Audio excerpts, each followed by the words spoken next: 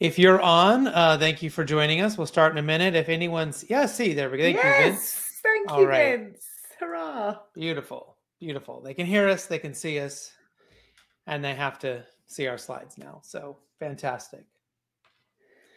Good. It's all As you're working. all as you're all rolling in, if you are not yet connected with either of us on LinkedIn, you can use your phone to scan our little QR code there and connect with us right now. So that will pop in a few more times as we go through today.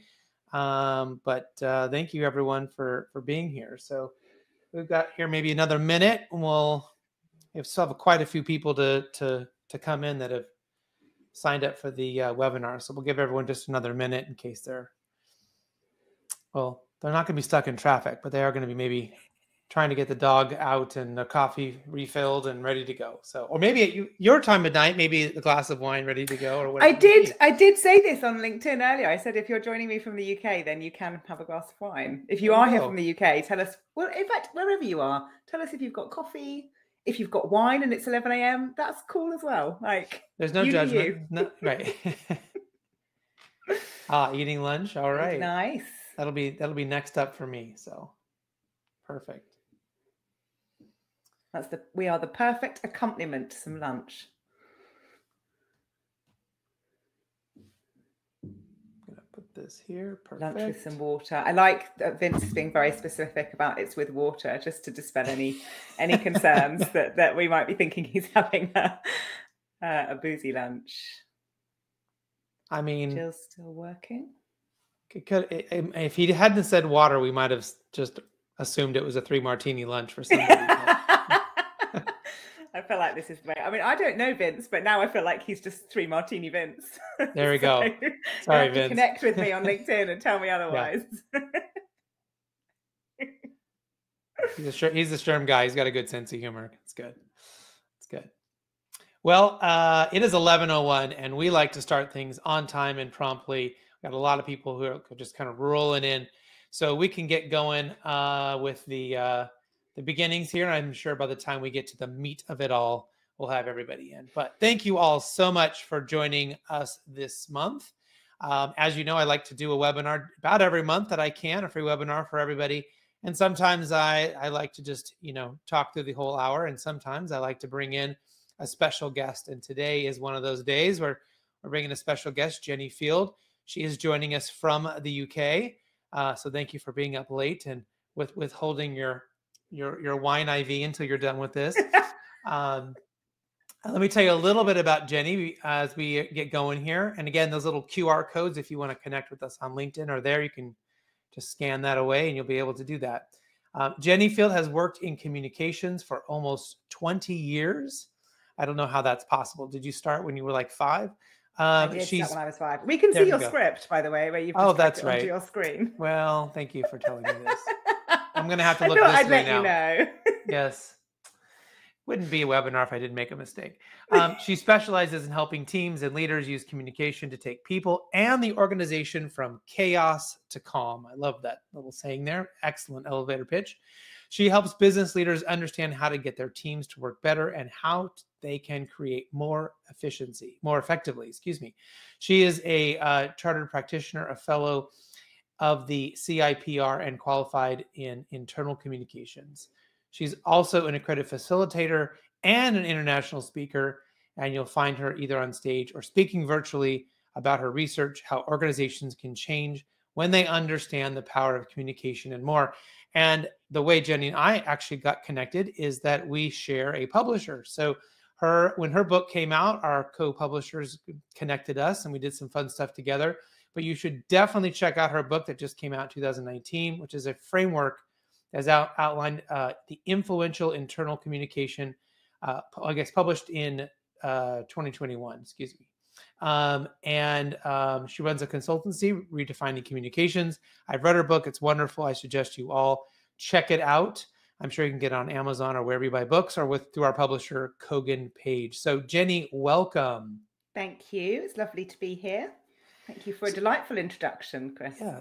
So we're going to talk about dispelling the myths of hybrid work. I think we've all heard this. We've heard remote work. We've heard, no, we're going to go back all the way. And then probably a lot of people are talking about hybrid. And there is a lot to talk about here and a lot to probably misunderstand. So we want to kind of dive into there. I do want to thank People G2 for hosting and sponsoring this webinar. If you're in the States or you hire people in the States and you need background checks, call People G2.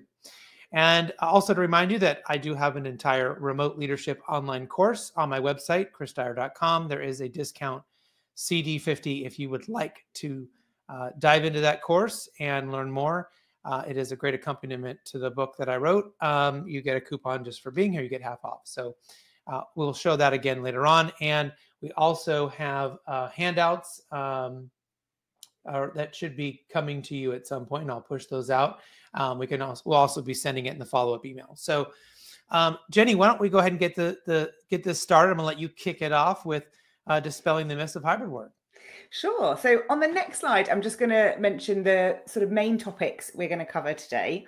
And if you just go to that slide for me, Chris, perfect. So what we're going to talk about what hybrid working is and why it's a myth.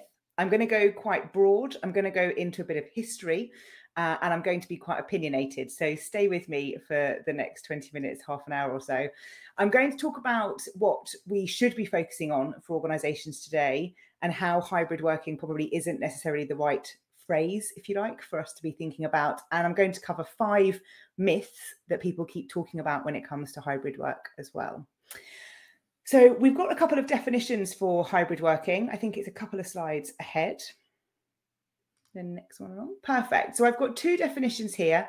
The first is from ACAS, and this is, I think, the definition that most people are using. So hybrid working is a type of flexible working where an employee splits their time between the workplace and working remotely.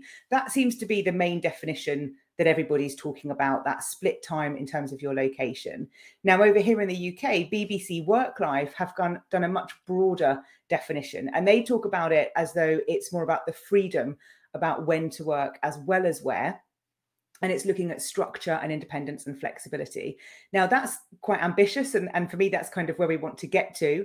But at the moment, we're talking very much about that first definition. So these are the myths we're busting on that kind of first one. And the first thing I'm going to ground us in is that it is not about location and that it's about the culture of your organization. And that's why hybrid work is a bit of a myth, a bit of a distraction for us. Now, I often talk about the revolution and the pandemic revolution when I talk about hybrid work. So if you've listened to my podcast or you've read any of my blogs, you'll have seen me or heard me talk about this before. And that's because what we have now is a huge opportunity in front of us. And it's an opportunity that we know is here based on our history. So if I go back in time to the Industrial Revolution, and back in those times, we had everything powered by water and steam. And in the revolution, we had electricity. Now, if we go back to that time and we think about factories that were designed in that time, we can see that factories were designed around that source of power. So any factory that existed had to have things that were connected to the water or the steam or whatever it might be that's powering things in there, all the pulleys, all the cranks, all the levers, everything. So this factory set up because of the power that's there. In comes the Industrial Revolution, in comes electricity, and in comes an opportunity to think about how you might treat that factory differently. But what we did was we just replaced the power source, the water and the steam, with electricity. So we just plugged everything back into something else. We didn't for 1 minute think about, how could we do this factory a bit differently now that we've got different kinds of power? And what that meant was that we remained stagnant for around 25 years in terms of our innovation and growth. Now, that story comes from the book Rebel Ideas by Matthew Said, which is a fantastic book if you get the chance to read one this year. It's the one I've recommended to everybody. And he's talking about the Industrial Revolution because of innovation. But we can learn from that in terms of what we've got in front of us with the pandemic revolution, because this is an opportunity for us to reimagine those factories.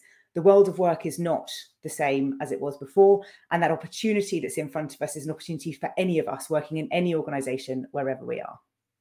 So let's get on to some myths and get into some of the detail around why this is so important. So the first myth is one that we've already started talking about, is that it's all about location. And it really isn't about location. I will keep banging this drum as long as I can. And I know Chris feels very much the same, given his expertise in remote work. But it's not about where you're based. It can't be when the world has changed so much around us. You know, we haven't changed, particularly as human beings, and I'll touch on that throughout this session. But the world around us has changed quite a lot. Technology has changed quite a lot. And actually, we haven't caught up with that in the world of work. That retirement age that you'd get to where you'd retire, go traveling, we're doing it all now. So it has to be about how we change work, how we're more flexible at work, not just about the location. And the second myth, this I will get on a bit of a soapbox probably now, is that everyone thinks this is new. And people keep talking about the fact that, you know, this is so new to us. We don't know how to do this. This is all very different. This isn't new. We've been doing hybrid work for a really, really long time. We just didn't call it that because nobody decided to brand it to create any marketing opportunities out of it. We just called it work. And for a lot of people, we worked in different places. Even if I think back to my career, and I've had my own business now for nearly 5 years. Before that, I was communications director for a pharmaceutical business. And I still remember one of the directors calling me and he said, "I've walked around both floors twice now and I've established that you're not here." And I wasn't. I was at home. And that story is always interesting to me because it was clearly not the norm of their culture that somebody would be at home. There wasn't the technology that allowed him to go and check where I was on that day because it wasn't embedded in the organization. So we had quite an inefficient organization, but we still had one where there were people working in different locations. In fact, in nearly every organization I've worked in ones that had offices in different sites in the UK, different sites around the world, over 32 countries. When I was looking after communications for a different organization, I've never had a world where everybody's been in that room. In fact, I've had to pass around one of those, we call them spider phones. Do you call them spider phones over there, Chris? Spider phones? What is this? It's like a big phone that would sit in the middle of the table. Oh, yeah, just a conference phone. Yeah, okay. Okay. We call them spider phones. So weird. All right. So, because I guess they've got like spiders. And so we would pass this phone round the room because you couldn't quite hear someone if it was in the wrong place on the table. You know, we've done all of this before. What's different now is that all of those behaviors that were allowed then, like the technology not working, like somebody not having their camera on, those behaviors are no longer accepted by us because society has changed and evolved because of the pandemic. Jenni, do you think that it's also that there has been an expansion of this? Because I totally agree with you, but I always felt like it was the managers, the leaders, the sales team. There was certain people who would be bouncing around offices or bouncing around out in the world, but there were a certain group of people that went to a desk every day, right? And now with this hybrid, with flexible working, we're saying, okay, now bookkeeper who usually sat at their desk all the time, you can work from home too sometimes, right? So is that sort of the difference too? Yeah, I mean, and that is different, but I think that it totally depends on the culture of your organization. And I think there's this assumption, certainly, that's kind of been generalized, this is new, whereas for a lot of organizations, and I think for the last probably 10, 15 years of my career, I was able to work wherever I wanted to work. That was predominantly in the office because I wanted to be in there, but to have that flexibility of choosing where I worked was really helpful. And I think that's the thing for us to start thinking about, is that flexibility. And it will feel different and it will feel alien if you've always sat at a desk, but you're also just replacing one desk with another desk. And this is where we've got to start thinking about how we work together, being intentional about our time together, and working out what works for us, because we're all different and we all work differently. We all work in different ways. And that's really important. You know, I know in Chris's book, which I've also read, there's a great set of characteristics in there about people that really thrive in a remote environment. It isn't going to be for everyone. And I think that's something we have to accept as well. So the third myth is that people are distracted at home, and there's been a lot of talk of that, certainly in the press here in the UK. I'm not sure whether there's as much over there, but definitely here there's been quite a lot of chat about getting people off their pelotons and back to the office, I think was one of the quotes from one of our politicians, which did make me laugh because I know a lot of people on a peloton at home. But this is nonsense because people are distracted anywhere, and I've been saying this for years. I still remember at work when they would block certain websites from your office environment. So I wouldn't be able to get onto Twitter or Facebook. And as the communicator, I'd have to or Candy Crush. Yeah, yeah, I'll always find a way. But I can waste as much time on BBC News or Amazon or anything else as I can there if I'm not engaged in the work that I'm doing. And actually, we are naturally quite distracted anyway. Our brains like novelty. Something like nearly 30% of things that are interruptions are things we self-initiate because suddenly we find ourselves picking up our phone because we're quite bored at the task that we're doing. We are naturally distracted. It is how we are built. So building in time for breaks and things is really important. But this is nonsense that we're just distracted at home. Yes, there are other things to juggle, but it has been a crisis. And I think that's the thing that we have to remember is the way we have been working for the last 18 months is not the way we will be working forever, because the pressures and the issues and the challenges that we had over the last 18 months won't continue forevermore. So it's not a fair comparison to look at those two things in terms of the distractions that might have been as a result of a crisis. Now, the fourth is that everything can be recreated in a digital world. Now, Chris might shoot me down here, but I get asked a lot about how do we recreate these water cooler moments that we used to have in the office? How do we create them online? And I truly believe that you can't. And I've looked at this and I've looked at different ways of doing things, and you can create other ways of connecting with people, but everything is so planned online that it's very hard to create those bumping into somebody, having a quick chit chat as you cross the road, as you grab a coffee. And some things just can't be recreated digitally. Even if I think about the work I do with clients, if we're doing workshops that are often quite uncomfortable, if we're talking about taking them from chaos to calm, sometimes there's uncomfortable conversations in there. And doing that over the phone is really challenging. So doing that in person is really important. And I think every book I've read, including Chris's book, will say that you have to have some element of face-to-face throughout the year. So it's not constantly just completely remote. And I suppose this for me is important in terms of not thinking you can do everything digitally, because I think sometimes we get a bit stuck in thinking we can just recreate all the same things. We are social animals. We need social connection. We need to be with other people. Even if you are a highly introverted person, which some of us are, you still want to have deep connections with people. It's about a deep connection with other human beings. That's how we thrive as a community. So there is something for me about accepting that we can't just recreate everything. Although I may have some disagreement with you in some of what you said, I think what's important here is that we're not trying to recreate exactly what we had before. The environment is different. Therefore, if what you need is to have a chance to interact or to bump into people, you need to find a new way to create that in a digital world. Yeah. Right. And so that's the point, is it can't be exactly the same. And that's where people fail.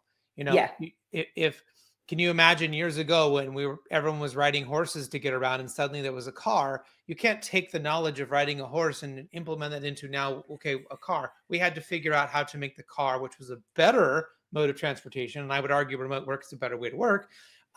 We had to invent roads and stop signs and signals, and we had to figure it out, right? And this is sort of what we're going through right now, is how do we figure out how to make it better, how to take something that could work really well and make it better, and not use the old ways to sort of, I guess, dampen the outcomes. Yeah, and I think there's something about accepting the loss of some of the old ways, which will feel like a bit of grief, and that's something we have to kind of work through in our own way. But I think you're right. It's about working out what that looks like in the future. And really early on in the pandemic, I was talking to people about, have you just picked up the phone to somebody?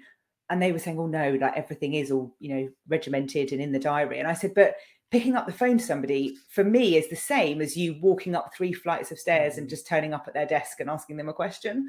Right. That's the same. It's just you know, it feels really intrusive, but you probably wouldn't think twice about walking upstairs and going and asking Vince if he can help you with something else, or you've got a quick question. So just pick up the phone. And I think we've lost some of that spontaneity that we have often had in the workplace, and how to translate that sometimes into a digital world. So there are things you can do, but I think it's a fair point to kind of accept that some things you have to let go of, but how do you reimagine it? I'm totally using the horse and car thing. I love that analogy. Yeah. And I will tell you, as a leader, when I went remote, I started to really love the fact that people couldn't just bump into me. Yeah. Because I didn't get any work done, right? I was constantly being asked for little opinions, and they wanted to make sure this was right. And there was so many conversations I didn't need to be in, that were more about being seen by the boss, by getting FaceTime, politics, sort of that. It didn't need any of that, right? And so I actually could have deep time to get my work done, and then more structured times to actually interact with people. And I'm going to talk a little bit later about how to do that a bit better. But for me, it was like, total time saver, right? I hated people constantly knocking on my door just because they felt like they needed to be seen or something, right? And I didn't have a better way to deal with that back then. Yeah. And that's a balance, isn't it? Because there are it's changing a culture again, isn't it? Because it's not about being seen. It's about the work that you're doing and being rewarded for the work that you're doing. So it's changing a behavior, changing a culture to do that. And I think it's also, I think there's a question over whether we are more empowered because of that. Like, there's not that case of, we'll just grab Chris in here because he can help us make a decision. People have got to make decisions because you're not just there to grab and pull into a room or things like that. So there are lots of benefits that can come from it, but you've got to be intentional about that. And I know Chris will talk a lot about the need to be very intentional about meetings and time and what you're doing, which is really important with everything. Now, the fifth and final myth is that it's the answer. Because I don't believe that hybrid work, as the definition that we talked about at the start, is the answer, because we can't just be focusing on locations. It has to go much broader than that. And I talk a lot about having a freedom within a framework. And that's an opportunity to think about, what is it that you want people to do? How do we want people to work? What is it like to work here? What's the culture here? What's the employee experience from when people apply for a job to when they leave? How does that feel? What does that look like? What are those touch points people will go through? When do we want to get people together in person? When do we not? And we have to think about all of these things in a much broader way than just thinking hybrid working is a solution that we've all needed. We have people in the office 2 days a week. We have people at home 3 days a week, and everything's fine, because this isn't sustainable. We've already seen a change in the last 2 years where organizations that declared we're going to close our office early on in the pandemic then quickly reversed that because they realized people did want to have a space. Not everybody's got a safe space to work at home. Not everybody's got the ability to do that. So we have to have freedom within a framework so that people have that flexibility. And we have to have a working model that fits society today. And that's where, for me, it's just so much broader than this term hybrid working, because the world has changed. Technology has increased our ability to share. It's increased our ability to work anywhere. We have globalization. The world is much smaller than it has been before. All of those things haven't changed some of the fundamental things about how we work. And it also can't be the answer when so many people that work don't work in an office. So we have to think about flexibility, freedom at work, how this works. People that work shifts, that are frontline, that are working in our hospitals, working in our hotels, working in restaurants. All of those people need to think about how we have flexible work for them, how they can easily change shifts, how things can be done in a way that allows them to have their life and their whole life. And I think that's the thing for me that's important as we talk about diversity, inclusion, equity, and belonging, which has been such a theme for organizations in the last year.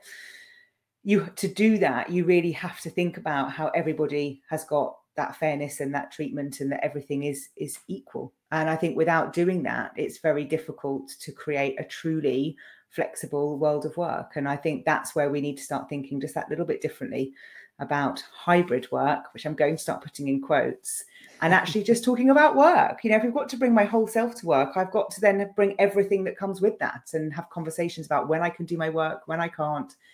All of those things are really important. So it's much bigger than hybrid work. And that is the main myth, that everyone thinks it's the answer when it's not.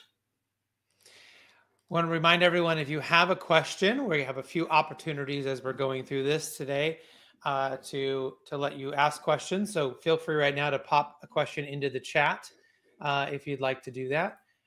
We certainly want to make sure we answer any questions. If you specifically have a very unique challenge or issue going on, we're happy to try to give you our thoughts as we're going through the webinar. Just remember, this is being recorded, so your question and the answer will be shared with everybody.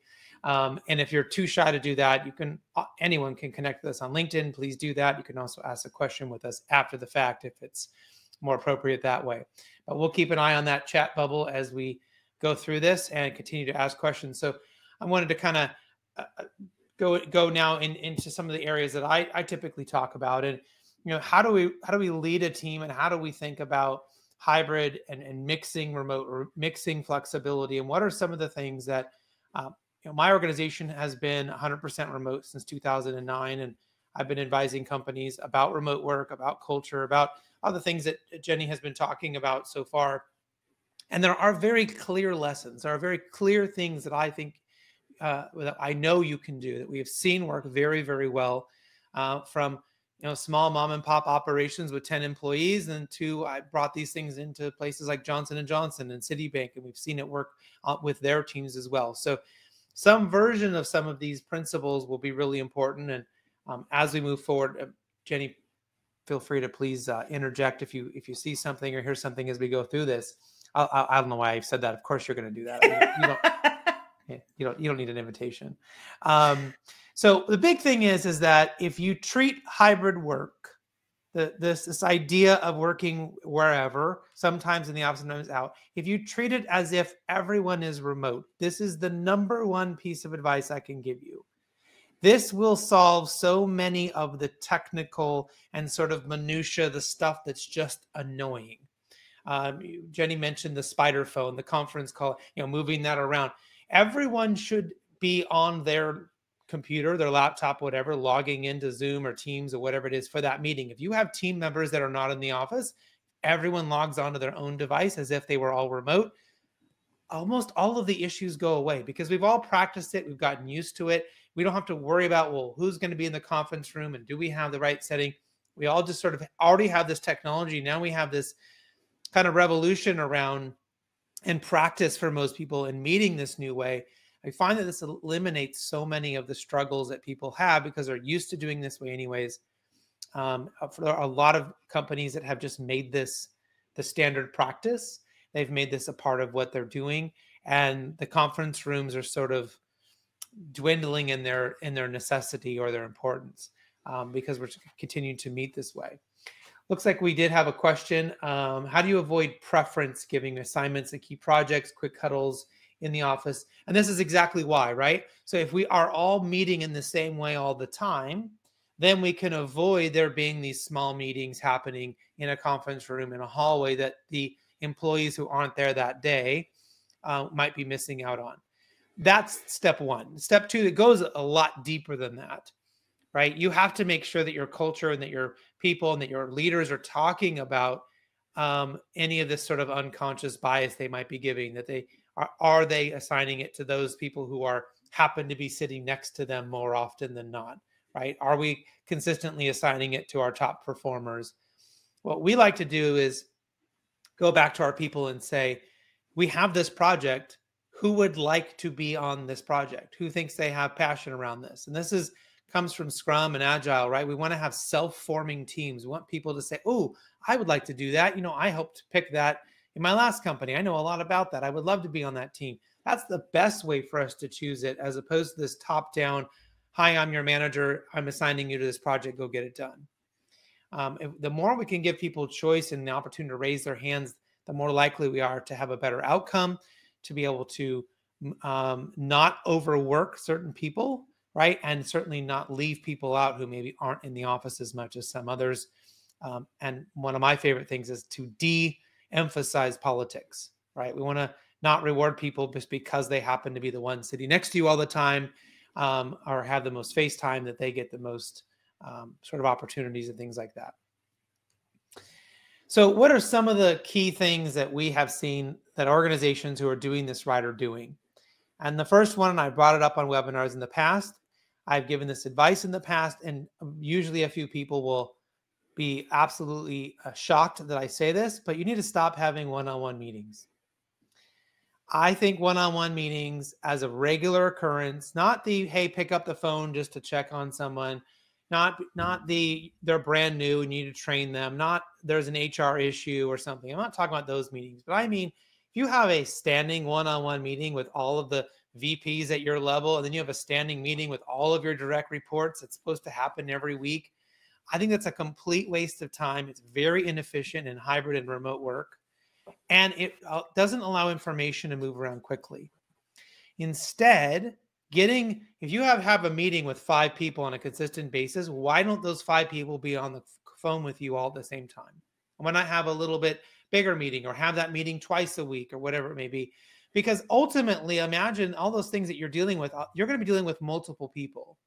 If I had just a call with Jenny and then with 4 other people, and I had to go back to Jenny to tell her what I learned, horribly inefficient. Not to mention, I'm probably going to get it wrong. I'm sure you all remember that game of telephone in school, right?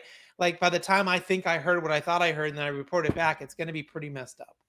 So the more we can get people together in groups, this also allows for those water cooler moments, right? When we're regularly getting together with a group of people we work with very closely, we can have those little moments of chit chat and catching up with each other, and having these little moments of, oh, I really need to ask you about this. And you've got 4 or 5 people now to get their opinion, as opposed to just that one person you bumped into at that water cooler or the coffee pot.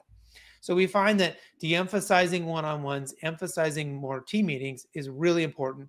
And this, I'm going to talk a little bit later about performance reviews, but it's also a fantastic way to let a group of people help someone with their career trajectory, and not just their manager, not just one person being involved in that process. We want to stop having long video meetings. So I prefer having short meetings over long meetings. So that's the first caveat. But the second part is, if you have to have a long meeting, there is no reason why we have to be on video the whole time. We can turn on our videos, we can say hello, we can smile at each other, connect.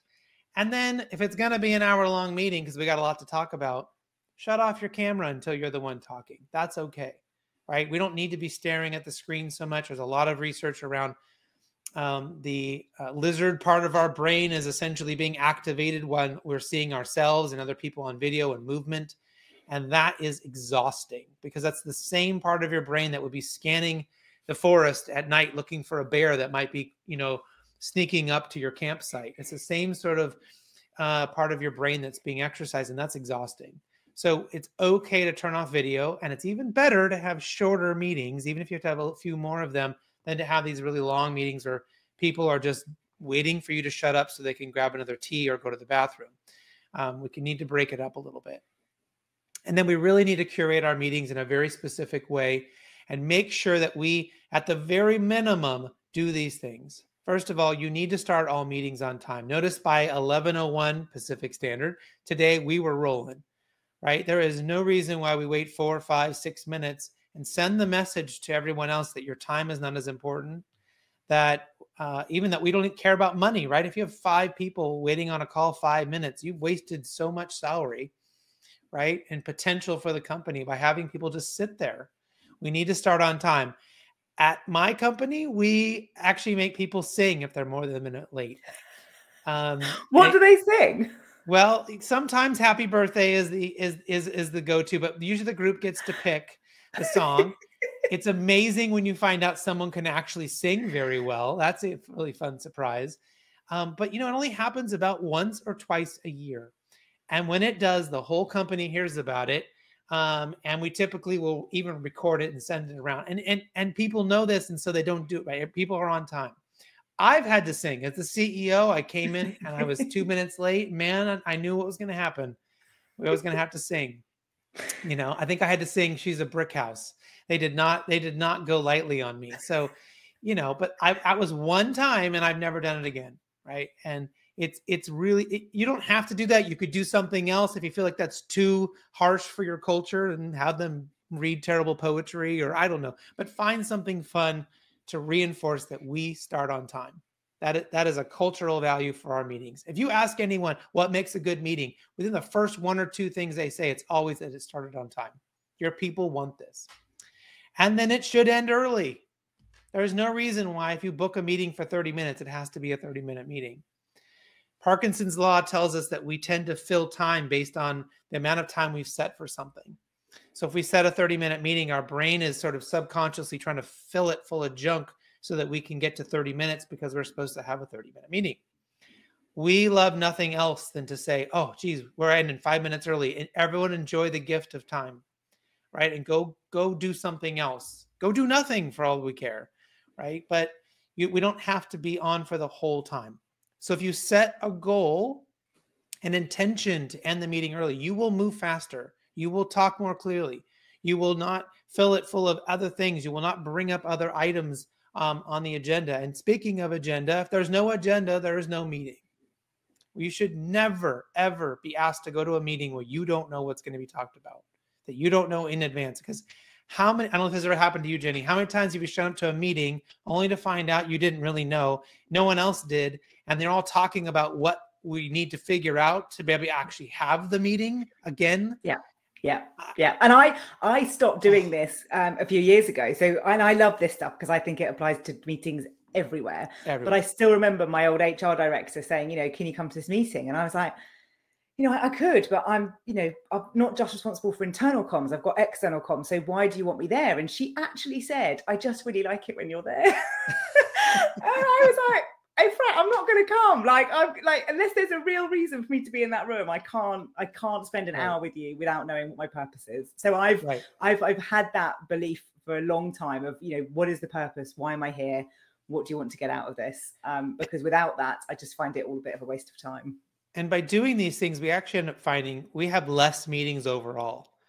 So when we are really efficient in our meetings and efficient about our agendas and not allowing people to bring up other items and make things go long, people are willing to show up, give their best on a meeting, and then get the heck off the phone or off the video call and go do their work, right? So if you are protecting and you are curating that experience for them with a full might of a dictator, you will find your people are very happy to be on these calls because they know they're not going to have their time wasted. They're not going to be asked to stay on longer, and then their work is now going to be messed up, right? And they know how they can help that meeting.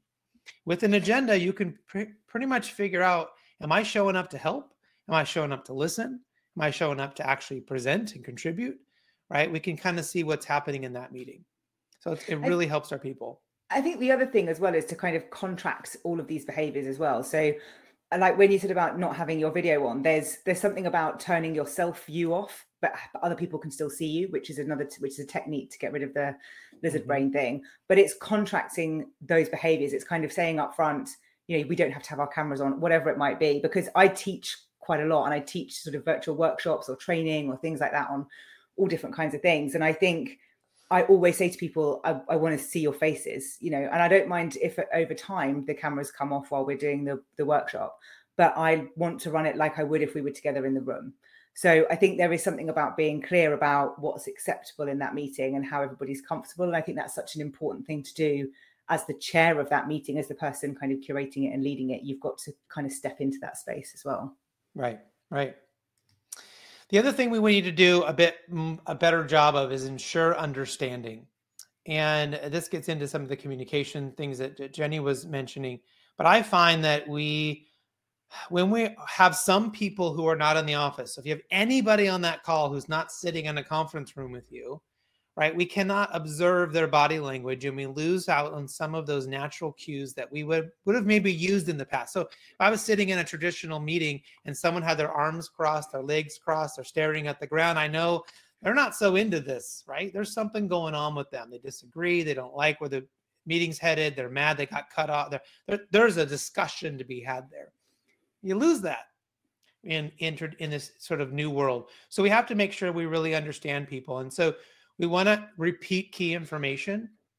It's really important that we, if something's important, we are telling them, we are emailing it to them, we're slacking it to them, we're giving them multiple opportunities to interact with that information. If it's on a meeting, it's great to repeat, key information at the beginning, at the end, to make sure people really understood what it is you wanted them to know. And when we're hearing people, so understanding is not just making sure you're understood, it's making sure other people feel understood. And I find one of the best ways to do that is to get validation 3 or more times from them. So if we were on a meeting and the group is telling me our CRM, our client relation management program is terrible and we need a new one because of, and they're giving me reasons, I need to repeat back to them. What you're telling me is that our CRM does not integrate with this other program and we have to have that. And then it might say, well, yeah, but our current CRM is also really slow. So we need one that's fast. So you can continue to say back to them what you think you heard until you get full agreement. And I tend to like to say it a few times back to them to make sure I really heard what they said. And despite what a good listener I think I am, I typically learn that I didn't hear them correctly the first time. I didn't quite get it all the first time.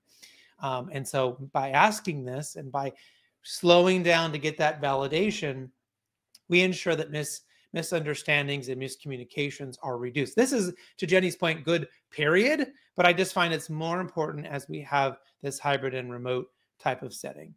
And then we want to ask good questions for clarity, right? The what's, the how's, the who's, the where's, right? We want to ask good questions. And I find that good leaders ask good questions and good employees ask good questions. But if you feel like you're not getting what you need in meetings, try to think about how you're articulating your questions. Sometimes we can say things like, well, the CRM, a new CRM would be good, right? And that's not a good question. A good question would be, what would make a good next CRM for us, right? When we just our way we phrase things, the way we talk about things can have a huge impact on actually getting good answers from people, and even giving them a little bit of space and time to think about it. I don't know about you, but not everyone I talk to has an answer immediately for me. Sometimes they need time. Yeah. And then one of the best things you can do is at the end of the meeting to ask a few people to summarize back what they think they heard, what they thought was the most important part of the meeting. What was the most important info? If someone had missed the meeting and you were going to repeat it back to someone, what would you tell them we talked about?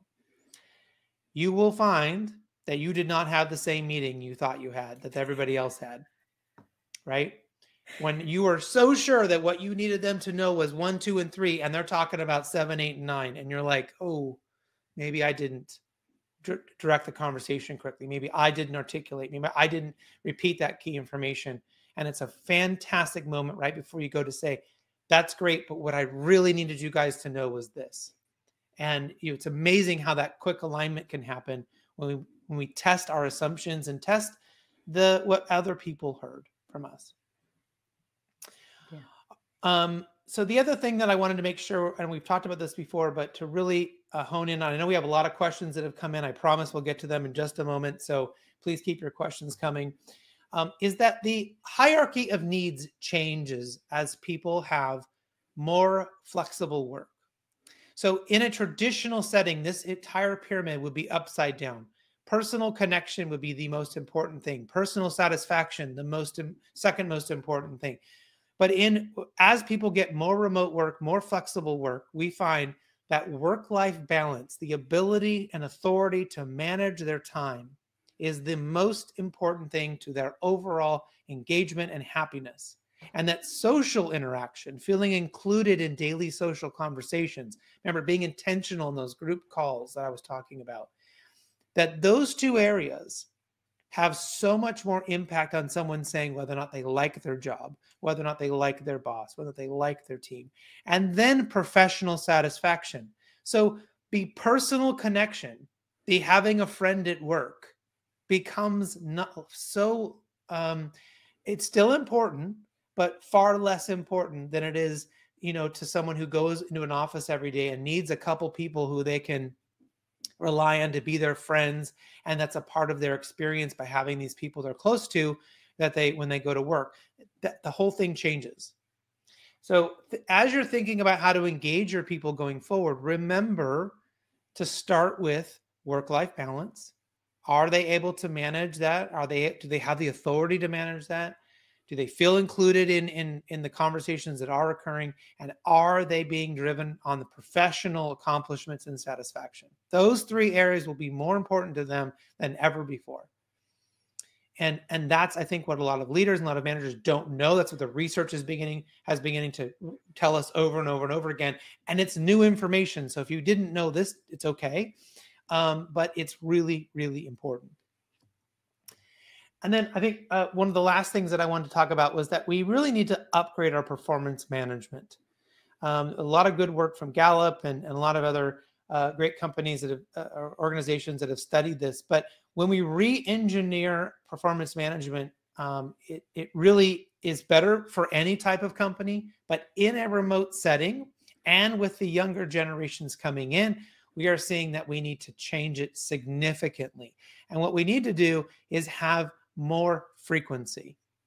Now, when I say more frequency, I don't mean redoing the annual review multiple times a year, because that's too big. I mean, get rid of the annual review and instead, can you have a check-in every month? Can you have a short, quick check-in on how someone's doing, more that career trajectory? How is your performance type conversation?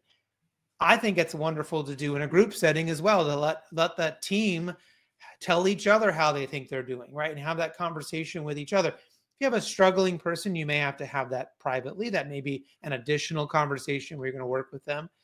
But we are seeing that frequency matters. And we're also seeing that what people want, they don't really want feedback that much. What they want is to know that they're doing a good job, and they want the attention of their boss and the attention of their group to help guide them into, am I headed in the right direction? Are you happy with what I'm doing? And that can be given back to them very quickly, very succinctly, very, in a very impactful way, without it having to be once a year that we hear from people, because nobody wants to wait a year to know if they're doing a good job or not. Okay. And good managers are coaches. They are people that understand that this person may not be with us forever, and that my job is to help them be better and to help their trajectory and to help them be as successful as they can be, even if that means they might leave one day. We want to focus on feed forward, this concept from Marshall Goldsmith, that this is what I need from you going forward. This is what I need from you tomorrow. This is what I need from you next week. Not last week you were not very effective. Last week you were a jerk in that meeting. No, what do I need from you going forward? And that you meet with that person. You meet as a leader or as an employee, you need to figure out how can you meet with your coach or leader on a more frequent basis to have these conversations, and not once a year. So if you are the person who is in that role, you're not the leader, you are the person who would be getting reviewed. How can you change that interaction with your manager, with your boss, so it can be more often? Try to monthly reviews as a team. That's a great way to do it. Focus on teamwork and collaboration. How do we work as a team? How are you performing in a collaborative environment as the focus first, not as how are you as the individual necessarily doing? And then, really helping them focus on behaviors and things that align with your company's values, right? How much are they helping others? How often do they put the client first? How often are they exceeding their goals and KPIs? These are I have found to be the 3 components of my best employees. If you said, who are my heroes? Who are my top people I could not live without? I guarantee if you looked at your people, they help other people, they put the client first, and they're always exceeding their goals and KPIs, right? So that's a place to start in how we evaluate people.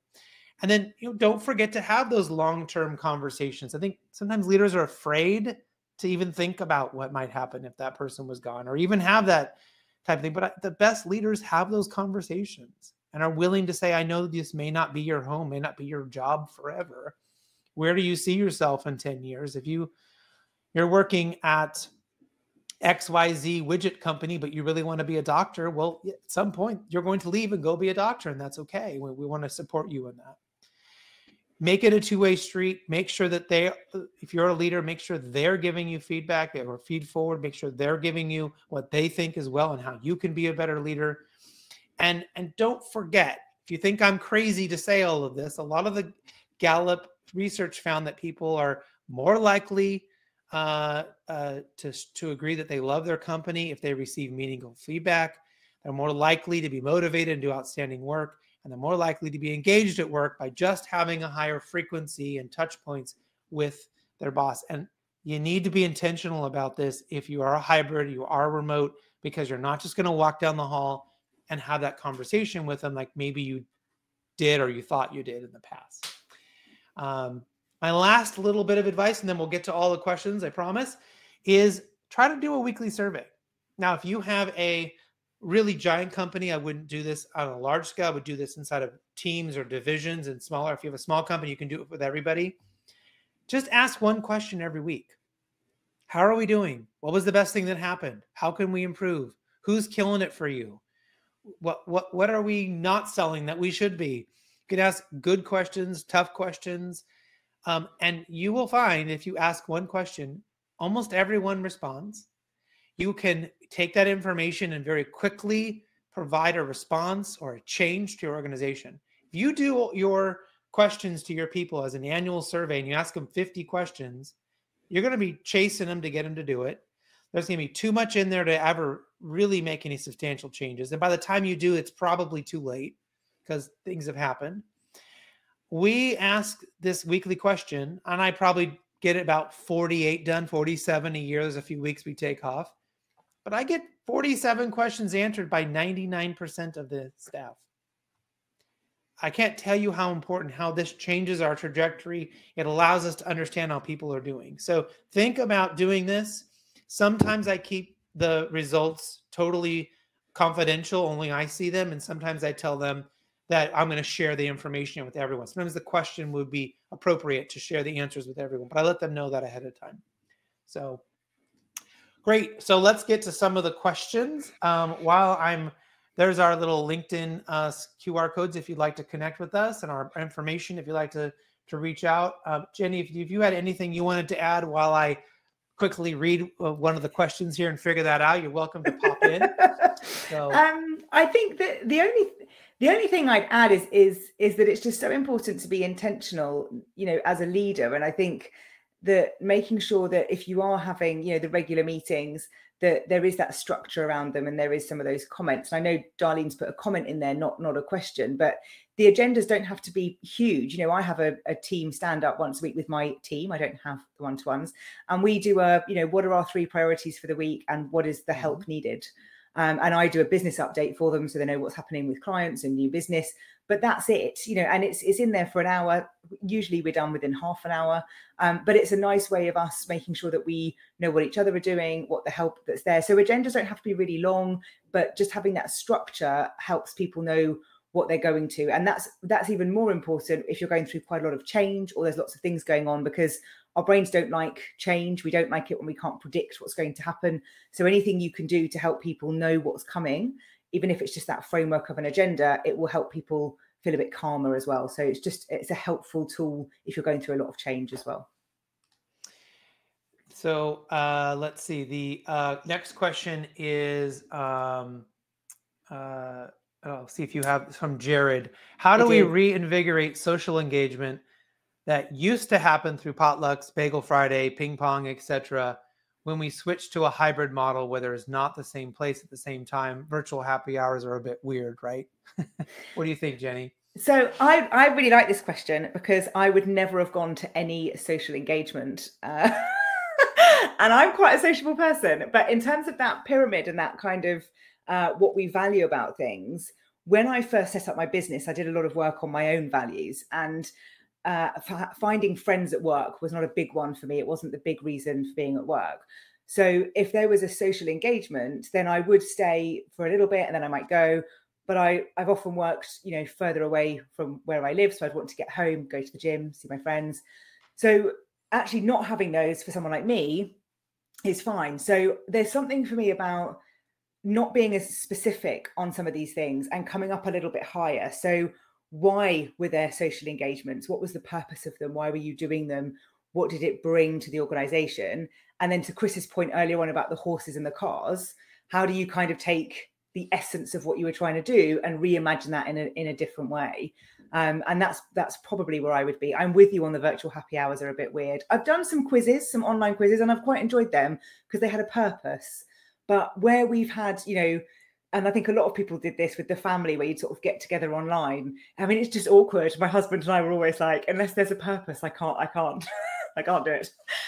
So that would be my thing, is come up higher and have the conversation about what it is you're trying to achieve. Because you might end up saying, depending on your size of organization, actually, we want to get together and have a summer fair and actually have people bring their families and we all come together and we do something that's outside that people feel safe doing. Or we might want to have a Christmas, there might be other things that do the same thing, but in a different way.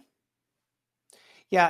And remember, you may be sort of handcuffed by COVID right now. And so I think doing the best you can, if there are restrictions and there are safety protocols and everyone's from different places, that's a real consideration. And so the best you can probably do in those instances are to have a virtual coffee or a virtual wine or whatever that may be for your company. And yes, it's not going to be as good. But then later on, when that does lift and you are able to potentially get together, to Jenni's point, to have a very more intentional type of a meeting. Maybe it is good. I mean, my company has been 100% remote, but we always got together at the end of the year for a big end of the year holiday party. And that was a big deal. And it is important to get together when it's safe, when we're allowed to do all of that, and mixing it. Because, yeah, having a virtual glass of wine is not going to be the same thing. It's better than nothing. And there are some people in your company that don't want that. And we found during COVID that families, people with multi-generational families wanted not to be bothered, right? They wanted to be left alone. Just, I can do my work, but I can't show up for this social junk you guys are planning. But our people living alone and people who may be living just one other person, they were like, I want trivia, I want happy hours, I want these things. So maybe ask your group, talk to your people. And if some people want it, you can create it maybe and let other people opt out if that's the right thing right now. I think there's also something around there is something about going out and asking people always, because that's always a good thing to do. But there's also something about people wanting to maybe learn new skills. So having some purpose. So if it's rather than a glass of wine, could you have a wine tasting so people learn something? So it's kind of understanding what might work better. I think there's also something, depending on where you're at with COVID, if you've got people, if you're an organization that's really spread out.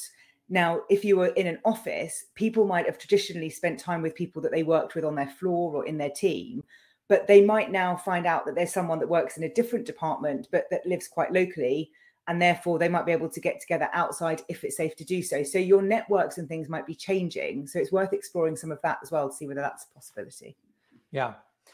And like I said, it's going to be a little bit different. So let's see. How do you install this culture into leadership? This is going to sound coaching. It's going to say self-serving, but I think you need someone from the outside that can help them, someone that will respect, someone that has, the ability, someone like Jenni or I, but whoever you pick, coach them. They've got to be coached. And I think that's, the research I did this year into the role of line managers, so much of it is making sure that they have the skills. We can't assume that someone in a leadership role knows how to do all this stuff because no one has had to do it for a long time. And there are really specific things that you have to change. Be very intentional, be very mindful of your bias, the stuff that Chris has talked about. So you have to be coached to do that. Chris and I have learned all this stuff probably from having our own coaches and from reading a lot and from educating ourselves and doing that. And it's that investment you have to want to do in order to grow as a leader. Star has a question. How do you help turn around senior management when they manage by seen versus unseen? If I can't see you, you must not be working, even though when they're in the office, how would you really know? I mean, this is a perfect question, right? Because how do we know they're even working when they were sitting there? To Jenni's point, you can still be on Amazon or Candy Crush or whatever. I would say that this is a fantastic opportunity for you to have a conversation with management to say, how are we going to evaluate? How are we going to measure what are the goals for each person going forward? Now that we have this, and which should have been the conversation to begin with, but to use the excuse of now that we have hybrid, now that we have this situation, how do we say for each person, yes, they did a good job. What are those things? And focus on those things versus focusing on, are they at their desk? We would, a traveling salesperson, we would have the opposite, right? They were sitting at their desk all day. We would say, why aren't you out meeting with clients? Why aren't you out on a plane? Right? We would have this opposite sort of thing. So we have to kind of have that conversation. And I find if we can come up with very good measurement, very good quantifiable things, which is hard for some positions, management specifically, but we can come up with quantifiable things that, leaders can say, yes, if they do X, Y, and Z, I'm happy with what they're doing, and I don't really care if where they're doing it and how they're doing it. What do you have to add to that, Jenni? Yeah, very much the same thinking. The only other thing I'd add to it is about having the conversation with your senior management about what it is that they're worried about. So it's about having that kind of coaching conversation with them around, talk to me about why you're concerned that they're not here. What is it about that that's making you uncomfortable? Because this is a change for them. And that's what we have to acknowledge, that, I was talking earlier about something where a cohort of people that I was part of, there was a change to it being this group to being a rolling group of different people. And my immediate reaction was, we can't do that. That's not going to be a safe space, not the right people. But then I had to really go into that and think, well, why do I care? What does it really impact around what I'm doing? Does it really change anything about how I work? And I kind of talked myself out of that in about, a couple of hours. But it's having those conversations with them to help them go through that change. And that's the important thing, is that we're all going through our own change. And if a senior manager has got that perspective, there's a reason for that. So we've got to kind of break down years of belief and help them change that. And that's why this is a culture change, because it's going to take time. It's not something that you can just, we're all going to work half at home and half in another place, and that's all going to be lovely. That's not how it's going to work. You're looking at a significant time to change a culture. And you may also be discovering that you have some leaders that need to be either given some support, given some training, or shown the door, because I have noticed there's a lot of leaders who wanted their people there and want their people back in the office for no other reason other than they want to hold court and they want to tell jokes and have people laugh at them. And they want that power and control over a group of people, which is not a very healthy type of management situation, right? They're not there. They should not be there for that reason. And yet there are a lot of leaders that is their, where they exist in the world and how they view the world. And that's as a fantastic opportunity for you to either help them mature and get better, or again, show them the door. So Vince said, understanding the composition of your team will determine what works for them. Sometimes you can get a lot more done in person, socially, than having a formal meeting. Yeah, absolutely. Sure. And then is it Christiane? I hope I'm saying that right. How do you communicate virtual social events if some are globally remote and others on the same team that have returned to the office setting? Go ahead. Yeah, I mean, that is, I think, but again, I'm going to come back to the point of come up higher than that, come away from we need to do a social event for the team when people are here and people are here, because you didn't do that necessarily before. So I think we have to think about how, what is it that you're trying to achieve? Because if people are globally remote and others are in the office, what did you do before?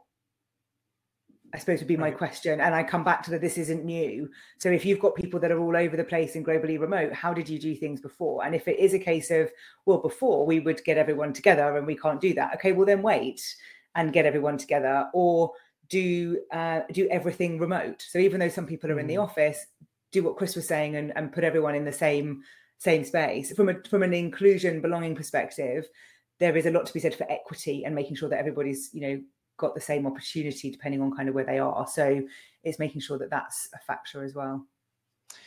We have gone over, which is against the rules. So I'm just going to quickly say Don't make me sing.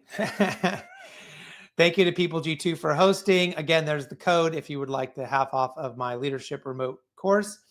And if you have more questions, please feel free to email us. Both of our emails are there. Connect with us on LinkedIn, shoot us a note. We're happy to help and answer more questions. But seeing a lot of thank yous. So thank you so much, everyone who attended. Thank you, Jenni, for agreeing to join me today and bringing your wisdom. I always enjoy doing anything with you. So thank you for being here today. Likewise. Thank you very much for having me. Thanks, everyone.